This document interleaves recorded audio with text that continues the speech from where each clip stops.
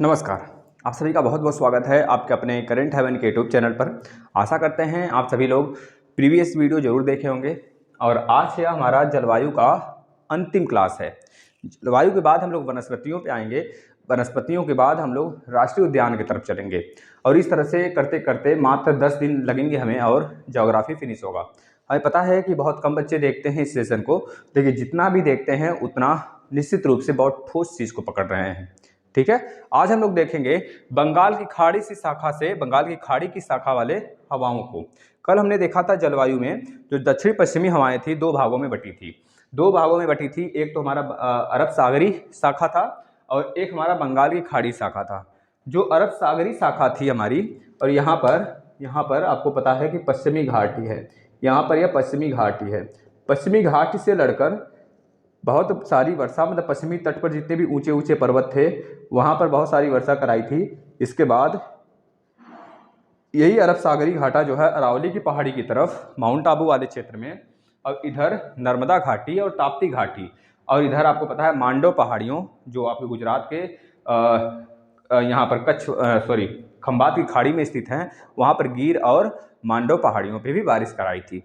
ये चीज़ें हमने देखा था। उसी प्रकार से हमारा जो पूर्वी वाला इलाका है और प्लस नॉर्थ ईस्ट का है, वहाँ पे जो बारिश होता है वह हमारे बंगाल की खाड़ी की शाखा से हवाएं जो आती हैं उससे होता है। ये चीज़ें दिमाग में रखते हुए हम आगे बढ़ते हैं। देखें, जैसे कि हम लोग देखे थे कि जो पश्चिमी हमारा तट है उस पे क्या हुआ था, उसके पैरेलली हवाएं न जाकर उस पे डायरेक्टली हवाएं पड़ी थी, जिससे कि मालाबार वाला तट और कोंकण तट तक पूरा का पूरा बारिश का हमको सीजन देखने को मिला था। हर दूसरे तीसरे दिन 15 सितंबर तक बारिश होता रहता है इन पश्चिमी हवाओं से पूरे भारत में।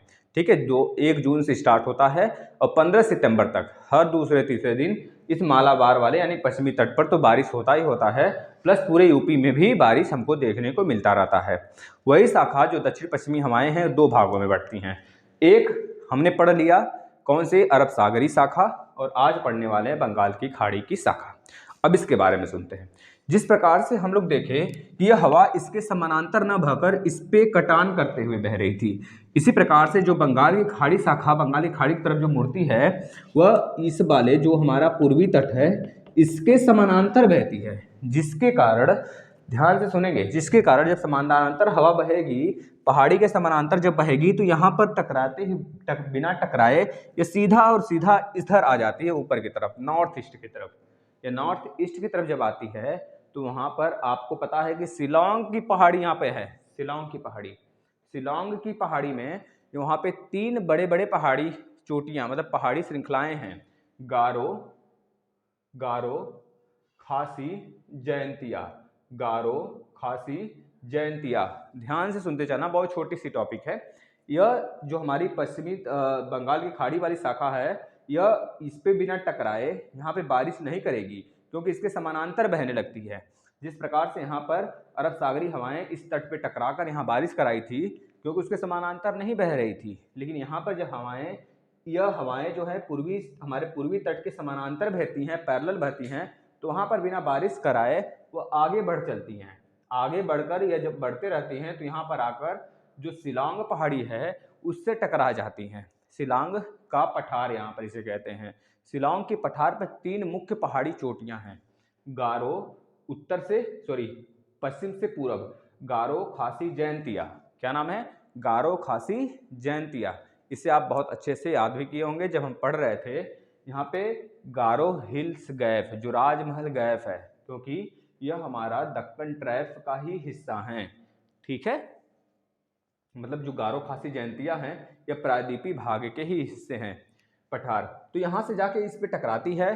टकराने के बाद गारो खासी जयंतिया पर बहुत अच्छे रूप से, बहुत ज़्यादा मात्रा में बारिश कराती है। बहुत ज़्यादा मात्रा में इन तीनों पहाड़ों पर बारिश हमको देखने को मिलती है। हर रोज शाम को 4 बजे यहाँ पे हमेशा बारिश हमको देखने को मिल जाता है। इस बात को इतना नोट कर लेंगे। अब हमने देखा था कि जो इन पहाड़ियों पे, मतलब कौन सा ऐसा स्थान पूरे देखते हैं, जानते हैं ना कि पूरे भारत में, क्या पूरे विश्व में, भारत में ही वह स्थान है जहां पर सबसे ज्यादा बारिश होती है। मासिन राम और चेरापूंजी। मासिन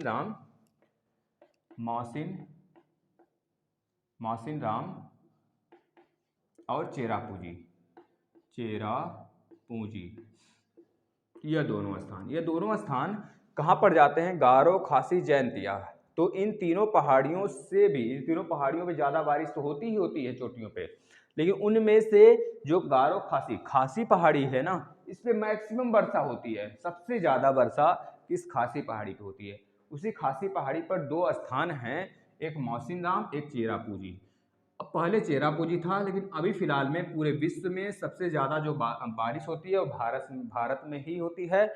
मासिनराम पहाड़ी पे होती है, उसके बाद चेरापूंजी। यह दोनों खासी पहाड़ी पे एक हिल्स हैं, मतलब एक स्थान है, याद है, खासी हिल्स के एक स्थान है दोनों, एक एक। इस पे जो बारिश होती है 1080 सेंटीमीटर से ज़्यादा होती है। किस पर? खासी पहाड़ी पर।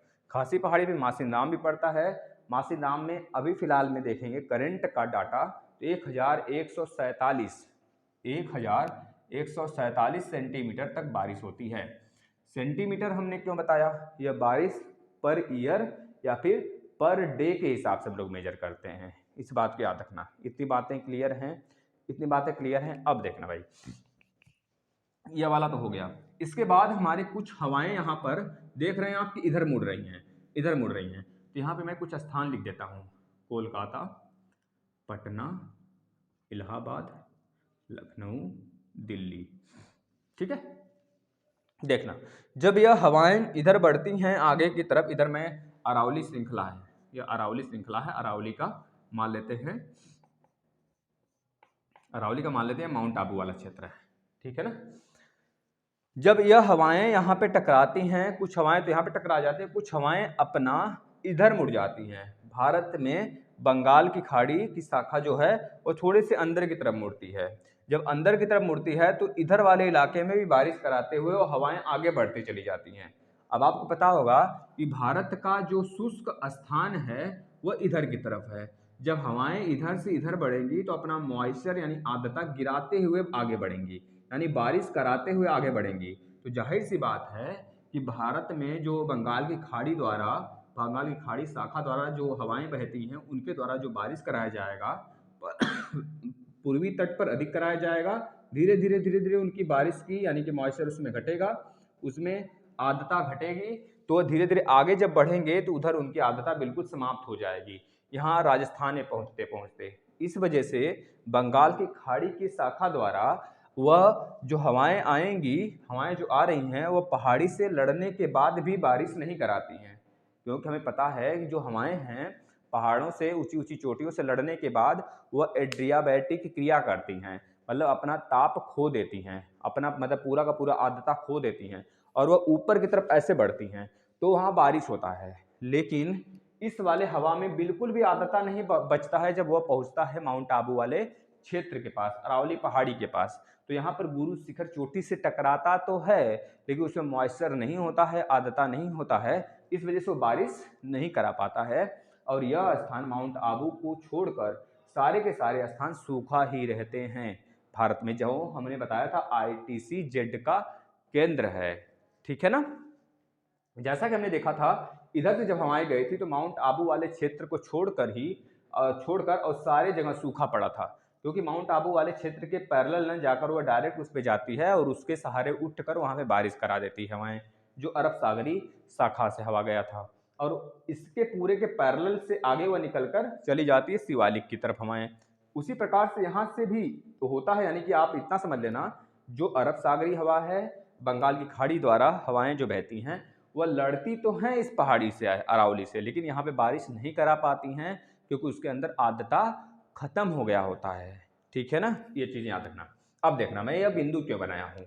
अगर आपसे पूछा जाता है 4 नाम देकर, कलकत्ता, पटना, इसके बाद इलाहाबाद और यहाँ पर आपका लखनऊ और यहाँ पर आपको दे दे दिल्ली, आपसे पूछा जाए सबसे ज़्यादा बारिश कहाँ पे होती है, किसके द्वारा? बंगाल की खाड़ी शाखा द्वारा। ऑप्शन पहला कलकत्ता, दूसरा पटना, तीसरा में आपको दे दे इलाहाबाद और चौथा में दे दे लखनऊ। तो आप बताना कलकत्ता। कारण क्यों?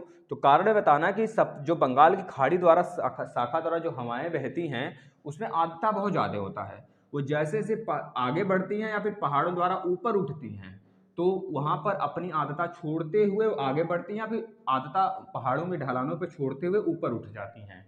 उसमें एडियाबैटिक क्रिया देखने को मिलता है। तो यह आगे जब बढ़ेंगे तो सबसे ज़्यादा बारिश यहाँ पे कराएंगी, क्योंकि इनके पास सबसे पहले यही पड़ेगा, कोलकाता। उसके बाद पटना पे चली जाएंगी, पटना में बारिश कराएंगी, फिर इलाहाबाद में बारिश कराएंगी, फिर लखनऊ में, और सबसे कम हमको देखने को मिलता है दिल्ली में बारिश। याद रखना, दिल्ली में बंगाल की खाड़ी द्वारा, बंगाल की शाखा द्वारा सबसे कम बारिश देखने को मिलता है। इतनी बातें। अब मैंने आपको बताया था बेटा, यह भाई यह दक्कन ट्रैप है, यह दक्कन ट्रैप है, यानी कि यह हमारा पूरा का पूरा पठारी एरिया है, गोंडवाना लैंड का हिस्सा है। यहीं पर मालवा का पठार स्थित है, मालवा का पठार, जिसे हम लोग दिल्ली में किस नाम से जानते हैं, दिल्ली सॉरी यूपी और मध्य प्रदेश में बुलंद खंड का क्षेत्र। इस बुलंद खंड के क्षेत्र में, यानी कि यूपी का दक्षिणी हिस्सा, मध्य प्रदेश का उत्तरी हिस्सा, बुलंद खंड, बुलंद बुलंद खंड, बुलंद खंड वाला आपका पहाड़ी मतलब पठार कहलाता है यह, जो कि वर्ष भर सूखा रहता है। यहाँ पर सूखा प्रदेश है। ऐसा क्यों? हमने बताया था जो आपका पृथ्वी है उसमें फेरल के नियम के अनुसार ये भूमध्य सागर है, तो उत्तर में जो हवाएं बहती हैं अपने दाहिने तरफ मुड़ती हैं, और जो दक्षिण में हवाएं बहती हैं अपने बाएं तरफ मुड़ती हैं, यह फेरल के अनुसार। तो ये हवाएं इधर से जाती हैं और यहाँ तक पहुँचने के बाद जब बारिश नहीं कराती है तो कुछ हवाएं जो होती हैं ना, वो ऊपर की तरफ ऐसे मुड़ती हैं, ऐसे मुड़ जाती हैं। इधर न मुड़ती हैं, ये उत्तर में है क्योंकि भारत उत्तर में स्थित है, उत्तरी हेमिस्फीयर में, तो उत्तर की तरफ मुड़ जाती हैं, यानी कि दाएं तरफ मुड़ जाती हैं। जब दाएं तरफ मुड़ती हैं तो इधर वाला प्रदेश, मतलब इधर हमारा बुलंदखंड वाला पूरा का पूरा क्षेत्र उत्तर प्रदेश का सूखा रह जाता है। इस कारण से जो बुलंदखंड वाला एरिया है हमारा, वहाँ पर खेती नहीं होती है, बिल्कुल भी खेती होने योग्य जगह ही नहीं है। और हमारे भारत में 54% लोग खेती से व्यापार पाते हैं, खेती से रोजगार पाते हैं। जब खेती से रोजगार पाते हैं और रोजगार ही जब उनका छिन जाएगा तो सबसे ज़्यादा बदतर हालत इस बुलंदखंड वाले क्षेत्र वाले लोगों का होता है, क्योंकि हमारे भारत में 54% जो रोजगार दिया जाता है वो खेती के माध्यम से लोगों को मिलता है। जब खेती ही नहीं बचेगी तो लोग रोजगार क्या ही करेंगे, और प्लस इस वाले इलाका के लोग इस वजह से बहुत ज़्यादा गरीबी से ग्रसित होते हैं। हर क्षेत्र से एक तरह से हर सीजन में वो मार खाते हैं, क्योंकि सीजन चीज़ नहीं पाते हैं, खेती वगैरह हो नहीं पाती है, बारिश होती नहीं है आईटीसी जेट के कारण, जिसकी वजह से सूखा प्रदेश होता है उत्तर प्रदेश का। तो कहा जाता है उत्तर प्रदेश का जो बुलंदखंड और प्लस मध्य प्रदेश का जो एरिया मतलब थोड़ा सा उत्तर वाला है बुलंदखंड तो क्या हो जाता है बुंदेलखंड, बुलंदखंड नहीं भाई, बुंदेलखंड, वही तो मैं सोच रहा था, कुछ गलती हो रही थी उससे। बुंदेलखंड, बुलंदखंड नहीं, बुंदेलखंड, बुंदेलखंड होगा, बुंदेलखंड पहाड़ी क्षेत्र है ना, बुंदेलखंड क्षेत्र वाला पूरा का पूरा सूखा रह जाता है। और यहाँ के लोग पिछड़ा क्षेत्र ज़्यादा हमको देखने को मिलता है, इधर वाला क्षेत्र पूरा पिछड़ा क्षेत्र में आता है। बस ये रही पूरी की पूरी आपकी कहानी, ये चीज़ें नोट कर लेना। छोटा सा टॉपिक था, बताना कुछ बहुत ज़्यादा नहीं था, ठीक है ना। अब इसके बाद हम लोग आएंगे इस पे एक और इसमें थोड़ी सी एक टॉपिक बचा हुआ है बेटा, जो आपका वृष्टि छाया प्रदेश है, छाया क्षेत्र, वृष्टि छाया क्षेत्र, उसको पढ़ेंगे ना। छोटा सा लेक्चर वो भी रहेगा 8-9 मिनट 10 मिनट का। इसके बाद धीरे धीरे क्रम से हम लोग आगे बढ़ ही रहे हैं, आप लोग बस डेली फॉलो करना शुरू कर दीजिए वीडियो को। नहीं कर रहे हैं तो सुपर टेट में अगर एक बार में सिलेक्शन लेना है तो, नहीं तो फिर 5 साल इंतजार करना है, तो फिर भाई क्या ही दिक्कत है, फिर इंतजार ही करते रहिए। धन्यवाद।